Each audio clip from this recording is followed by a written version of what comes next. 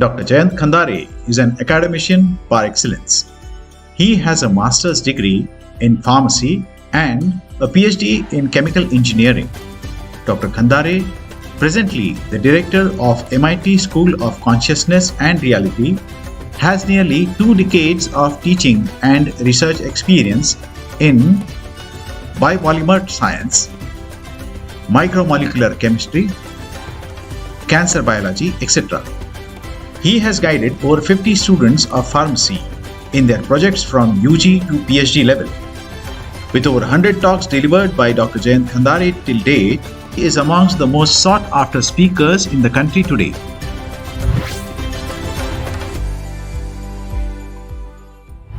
Let us understand what does it makes to get into that level, and let me talk very shortly about what has happened into cancer detection over the years. So let me disclose some of the terminologies that you are aware.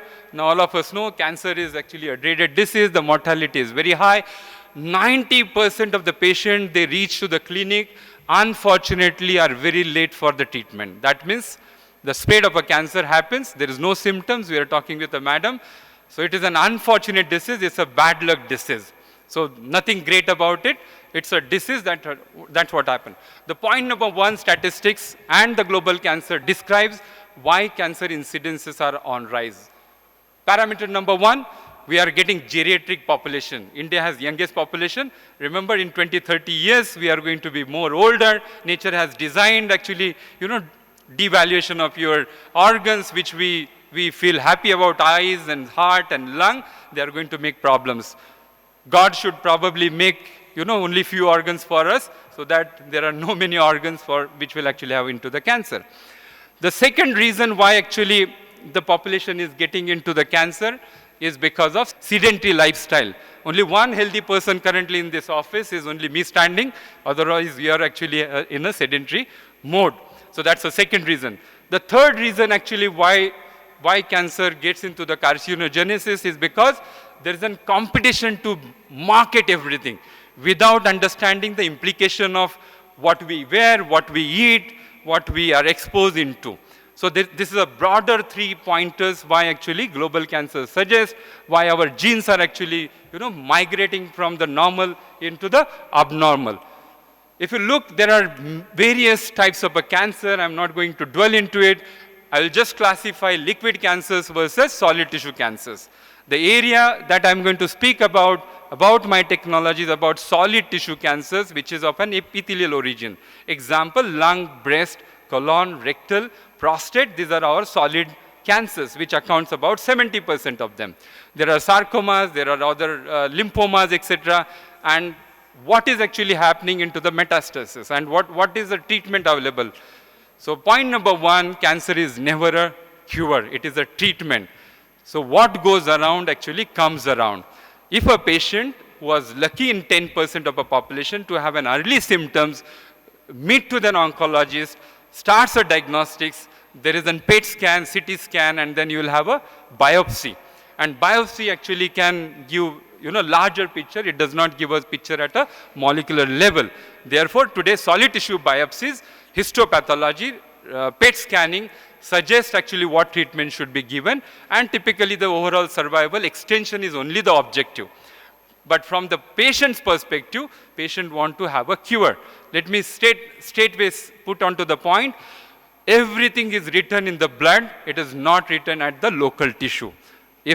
If we could take a blood sample as a liquid biopsy, we can actually look at the signature of a progression of a disease and overall survival or the progression-free survival.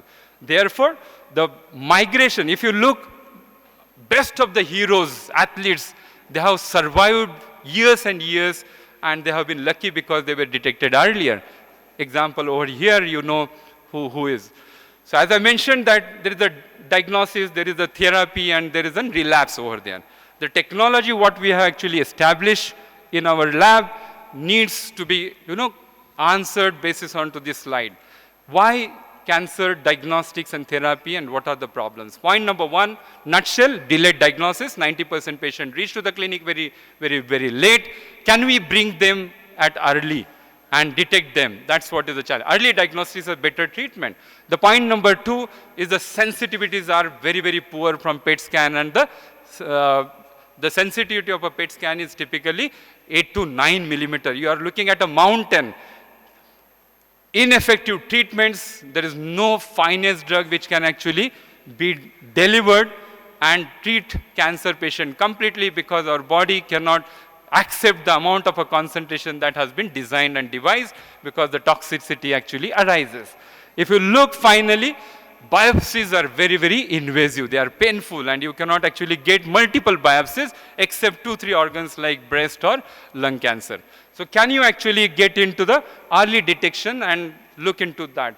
I think in the interest of time, for 6 minutes, I will brush up what has happened in the past. As there has been evolution in a research, look, it has taken hundreds of years to actually find out what the scientists could do, like a PET scanning or even building a look, earlier there was no existence of a scientist. There were artists. I visited Leonardo da Vinci's dome, I think last Sunday or so, and wondering why did actually Leonardo da Vinci looked into the physiology, anatomy of a human.